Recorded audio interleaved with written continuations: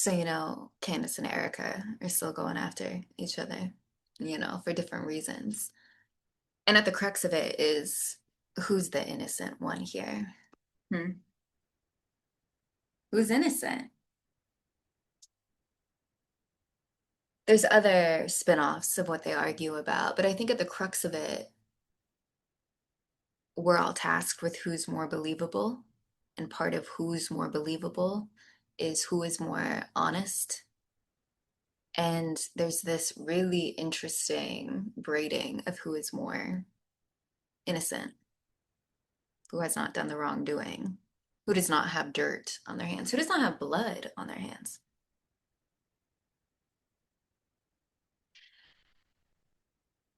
But in this unfolding,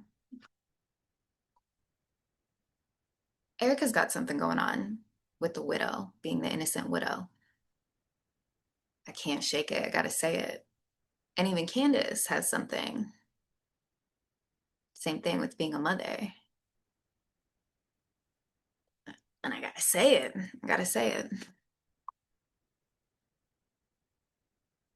Erica, this rhetoric, right? The rhetoric of being the widow. How could anyone say anything about the widow? Have you no heart? Have you no class? Have you no dignity? She's a widow. A widow. Protect the widow.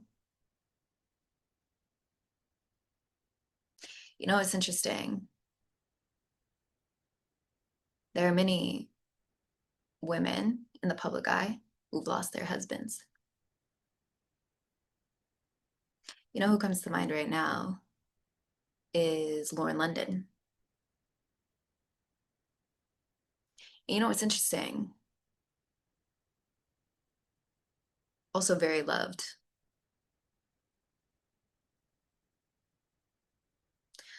But do you notice where we orient? Do you notice where the attention goes on the widow? It's her strength when it comes to Lauren, specifically Lauren London. It's carrying on Nipsey Hussle's legacy by not taking Nipsey Hussle's place, but continuing to honor him. And perhaps that includes brand endorsements. And I know she did like the sunglasses and, so forth and so on. But there's something about her being a rock. There's that strength. There's that endurance you sense from women, from mothers. At least the kind we respect and we admire. So why is it with Erica, the focus is on something more fragile? And it's interesting because Lauren London also in a state of being fragile and being in a vulnerable state and for us to be sensitive to her with that regard.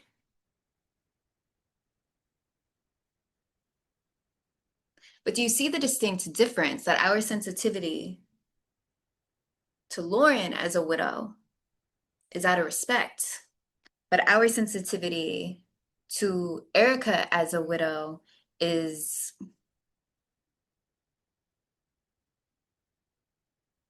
childlike, like she can't handle things.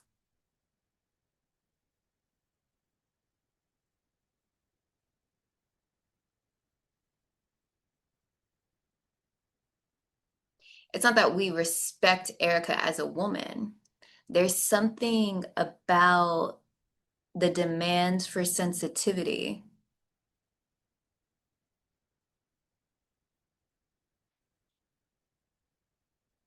It's like they're trying to protect a child, where the demand for sensitivity with Lauren London is respecting a woman. You feel the difference? So here's my hot take.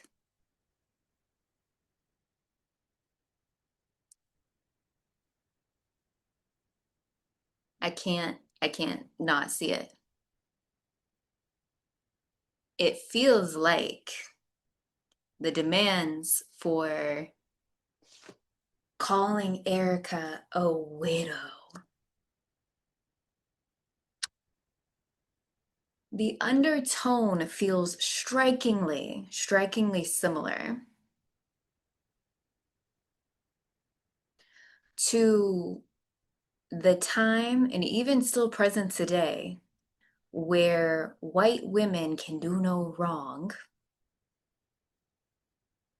when it comes specifically to Black men.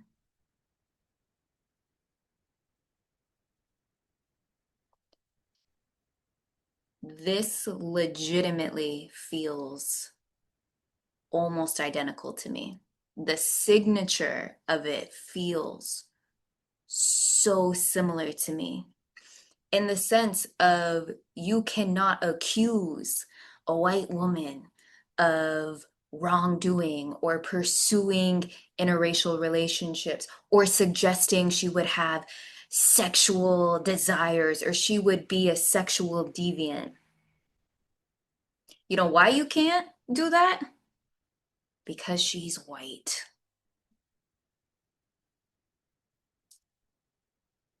So clearly, in this kerfluffle, in this dynamic,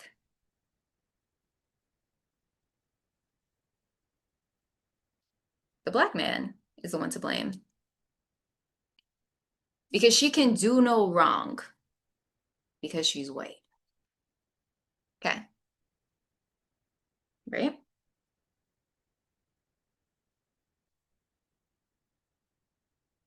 It feels like, I don't, with Erica Kirk, it's like elevated a little bit. It's like elevated a smidge. Because now we're not going to physical attributes, right? It's like we've graduated from race. Now, the designation, the innocent marker is her relationship. It's her being a widow.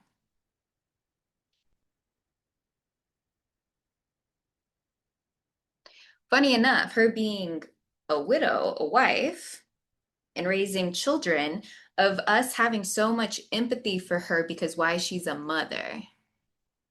But it's interesting because even Candace, as a mother, and a wife, doesn't have the same sort of empathy.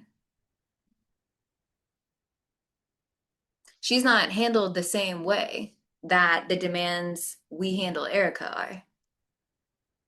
And it has this innocent, this virgin, she can do no wrong, nothing at all can be ill-intended or malevolent. And the fact that would even cross your mind says more about you than it does about her or the circumstances that have happened.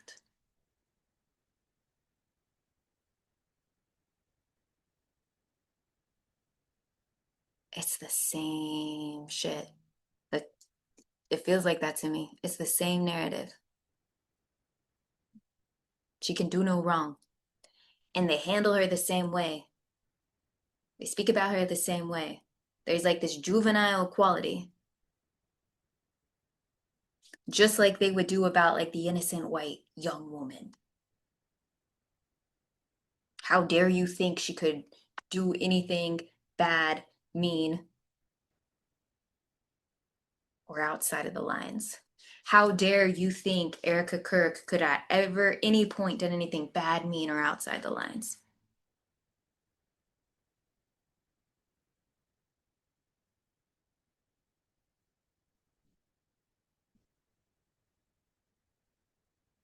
It feels the same to me. Shit's gross. It's gross and it's weird. And it really doesn't make any sense.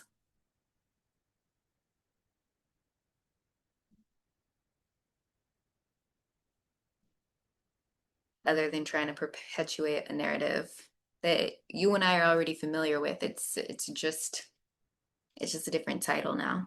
Instead of like the white daughter, it's now the widow.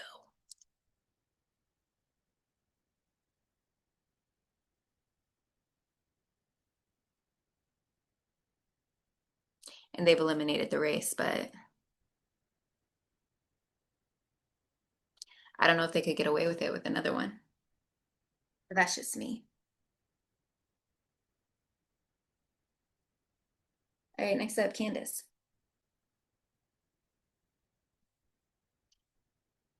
There's an elephant here, a little bit of a double standard on Candace's side. Speaking of mothers, I have to say it. I have to say it. Candace Owens' purpose is not being a wife and a mother. It's not. I know that. I think most of you know that. She, to some extent, probably knows that. And I get the conservative values in that, and I believe her when she says that's the most important aspect of my life, being a wife and being a mother. But when someone has a purpose and they're walking in it. You know when someone has that mission on them and they are unfolding with it. This is what I think. I think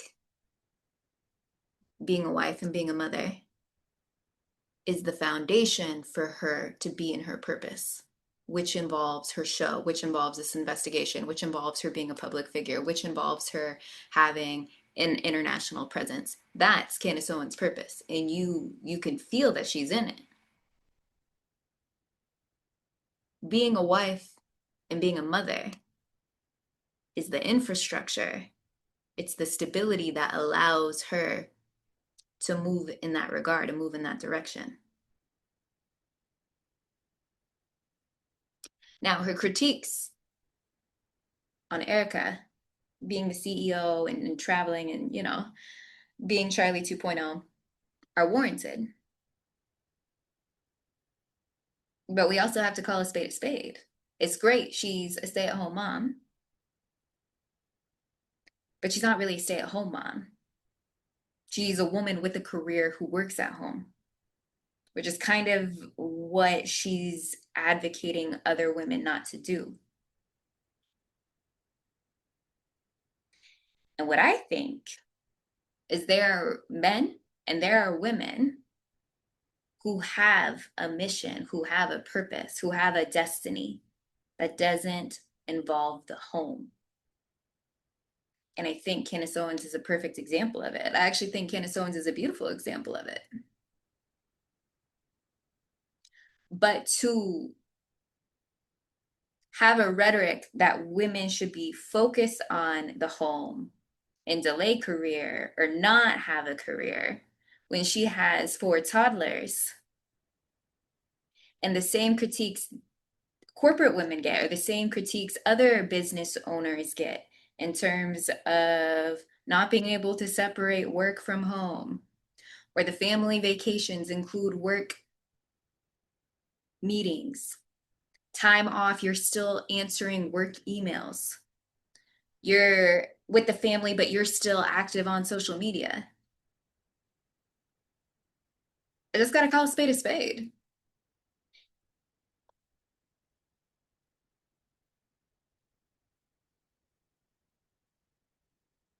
I think it's fine to do that. And I think it's ironic because women are doing that. And I think it's fine for women to do that. And I also think it's fine for women to feel their mission and purpose and not be a mother.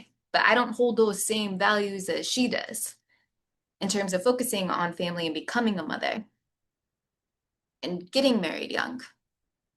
And I think that's sound advice for a group of people out there. And I think people can live very satisfying lives that way.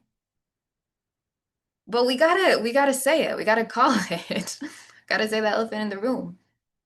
You know, if God told Candace Owens to shut down her platform, I think she would. If God told her it's time to get off social media, I think she would.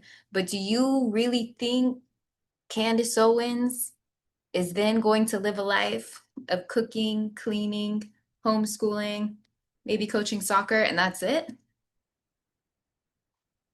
You think that? Nah, because you can feel it on her. You can feel that purpose on her. You can feel the mission on her. And it's outside domesticity. It is. It just straight up is. And it's cool to see her do both. I think it's inspiring to see her do both. But I do think it's a bit of a double standard to keep referencing her and Charlie's point of view on women not focusing on career and being at home. Meanwhile, we know her through her career. I think anyone could argue that she is a career woman, whether or not she does it from her house. That doesn't take away from what she's doing. Though, I mean, pay recognition where recognition is due. The presence of the mother is the utmost. Being at home is the utmost. So yeah, she's definitely strides ahead in that regard. Yeah. Teaching her kids, doing homeschooling. I know that she mentioned she's getting some help doing that. It's a lot to take on. But the reality is, she's a mother, she's pregnant, she got a bunch of little ones, and she's still going hard. She's still going hard outside of mothering and wifing.